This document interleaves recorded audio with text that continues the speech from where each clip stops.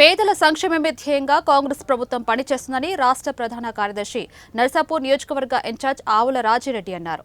మెదక్ జిల్లా వెల్దుర్తి గ్రామ పంచాయతీ పరిధిలోని అంగడిపేట గ్రామంలో కాంగ్రెస్ పార్టీ నాయకులు పర్యటించారు. గ్రామానికి చెందిన గిరికెల మల్లేశం, మహేశ్వరి దంపతుల నివాసంలో సన్నబియ్యంతో తయారు చేసిన భోజనం చేశారు.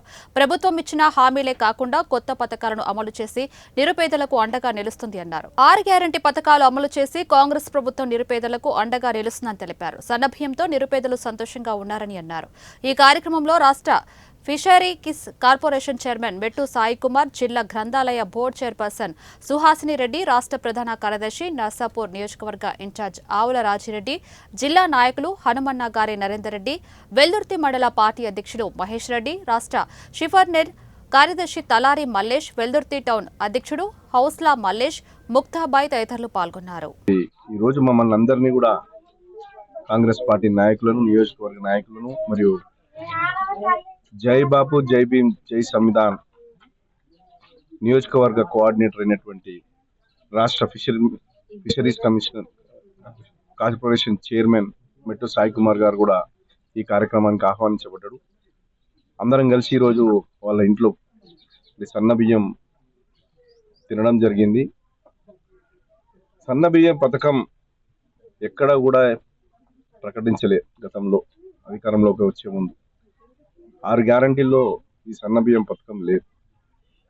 మరి ఆ రోజు దాదాపు 35 సంవత్సరాల క్రితం కాంగ్రెస్ పార్టీ ఆలోచనతోని రేషన్ షాపుల ద్వారా రూపాయికే కిలో బియ్యం పథకం అంకురార్పణ జరిగింది.